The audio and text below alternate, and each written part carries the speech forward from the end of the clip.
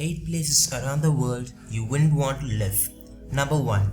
Cité-Soleil, Port-au-Prince, Haiti.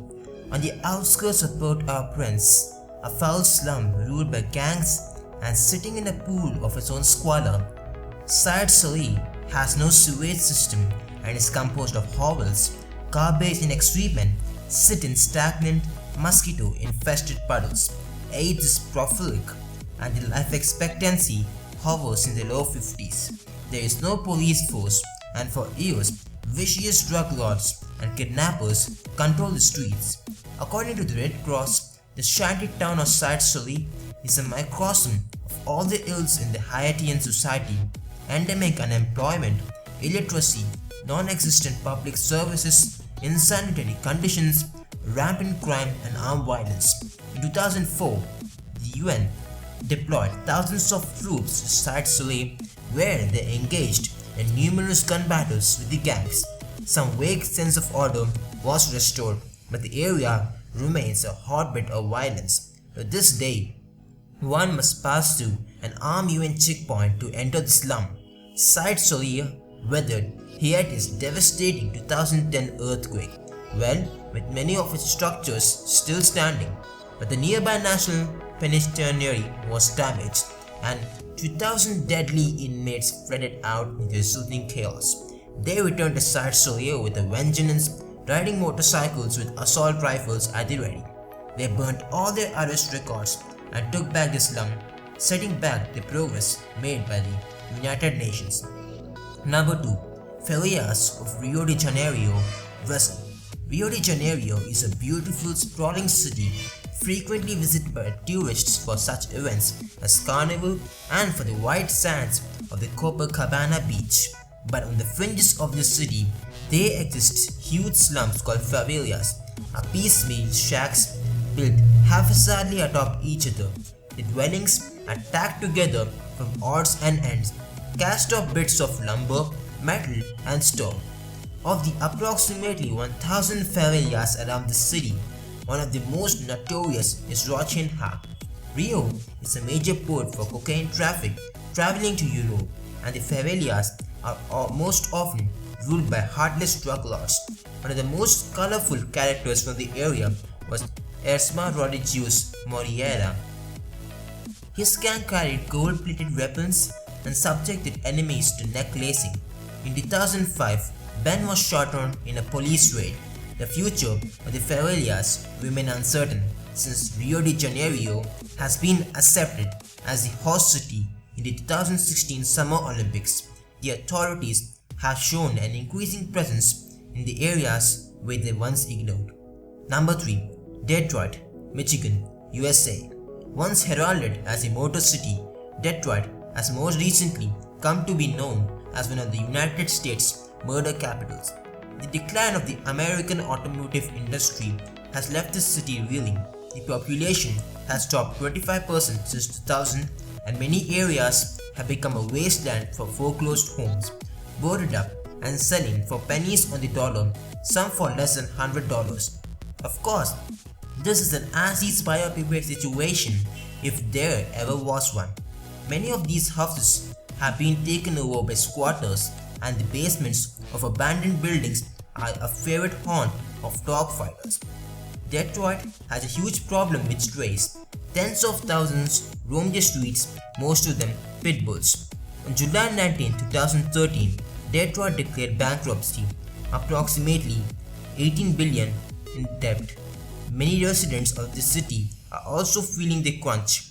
Unemployment rates stand at around 16.3%, actually a marked improvement from 2009 when 24.9% were out of work. One need to look no further to witness Detroit's crippling poverty than True TV's hit show Hardcore Pawn, which takes place in the largest pawn shop in the city and often features lines of people out the door trying to peddle the valuables to make rent and keep the lights on. Data compiled from various sources, including the FBI and the US Justice Department, reveals that the top 3 most dangerous neighborhoods in America are all located in Detroit. The worst The area surrounding the West Chicago Street and Lebanon Avenue is so bad that you have a 1 in 7 chance of becoming the victim of violent crime there each year. Number 4. Ciudad Juárez, Mexico. Ciudad Juárez just sits south of El Paso, Texas. The two cities separated by narrow stretches of the Rio Grande, and yet the difference between these two places is like night and day. In the last decade, Ciudad Juárez has become the epicenter of the Mexican drug war. Rival cartels visit horrifying violence upon each other as they battle for turf, corpses taking up. In 2009, the city was crowned the murder capital of the world with 130 murders per 100,000 inhabitants. In truth, the number is probably much higher as many people simply vanish, buried in mass graves. Police officers are often either too corrupt or afraid to leave the station. It is particularly dangerous to be a woman in Ciudad Juárez. Sexual assaults are prevalent and hundreds of women, many just teenagers, have been murdered since the 90s. Hundreds more women missing, victims of domestic violence, the drug trade. Or worse, some believe that the serial killers roam the street in abundance, their crimes masked by the chaos around them. Number 5. Medellin, Colombia. During the height of the cocaine trade in the late 80s, Medellin was the most violent city in the world, with Pablo Escobar's cartel and paramilitary groups running rampant. Escobar was killed by the police forces in 1993 and crime declined significantly. Unfortunately, there are still thousands of murderers here each year. In 2009, there were 2,899 homicides, down from an astonishing 6,500 in 1991. Many died of drug trafficking. Other schemes perpetrated by local criminals include extortion and kidnapping. Tourists are frequently targeted, held for ransom, and forced to empty their bank accounts through visits to ATMs. Since 2012, there has been increasing violence between two rival cartels as they scrap over territory. Number 6. Brownsville, Brooklyn, USA. New York City and Brooklyn in particular has sordid corners if one looks hard enough, but Brownsville stands out among the rest. Most of the housing in the neighborhood is made up of projects run by the New York City Housing Authority, huge and low-income apartment buildings where crime is prevalent. While much of New York has been subject to gentrification and tumbling crime rates, Brownsville remains quite dangerous and possibly the most violent place in the entire city. In this neighborhood, some UPS drivers make their deliveries in the company of an armed guard. As in many rough areas, much of the crime is related to the drug trade. Luckily, the crack cocaine epidemic of the 80s and the 90s is long over and things have grown relatively more peaceful in the interim, with organized gangs fractured into small fragments of their former power. It can be tough to get by on the streets of Brownsville, and many are forced into making their own way with their fists. It is no coincidence that all this neighborhood was the home of a long list of championship boxers including Riddick Bowe, Shannon Briggs, Zab Judah, and the Iron Mike Tyson. La Perla, San Juan, Puerto Rico, USA.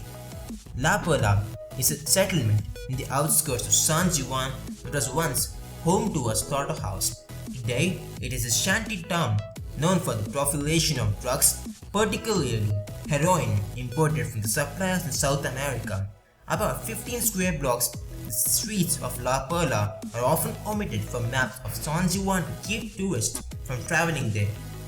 Despite the abject poverty, La Perla is quite beautiful in many ways, with multicolored homes, breathtaking views, and its own expanse of Caribbean beach. In 2011, La Perla became the site of a massive police raid, netting 114 drug arrests based on an 18-month investigation by the DEA, the Puerto Rico Justice Department, and several other agencies. Number 8. Ferghana Valley, Uzbekistan, Kyrgyzstan, and Tajikistan.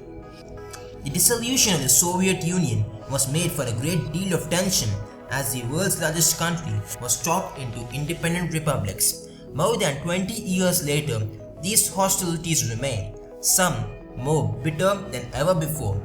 Few places have seen more violence than the Ferghana Valley, an area split in three by the nations of Uzbekistan, Kyrgyzstan and Tajikistan. The Ferghana Valley is a center of Islamic fundamentalism and is home to a patchwork of ethnicities who are known to clash viciously. The economy is deeply flawed and the government corrupt.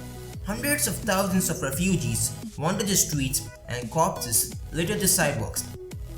Perhaps the most savage event in the area occurred in May 13, 2005 when the Uzbek town of Andijan became the site of a horrifying massacre as the military opened fire on a group of protesters massed into the main square. Decrying the economy and the policies of President Islam Karimov. The government would later claim the body count at 187, but these allege that over 10,000 were killed, including many women and children. They claim that many of the bodies were buried in secret mass graves. Thank you all for watching. Please hit the like and subscribe button for more with input from listtours.com.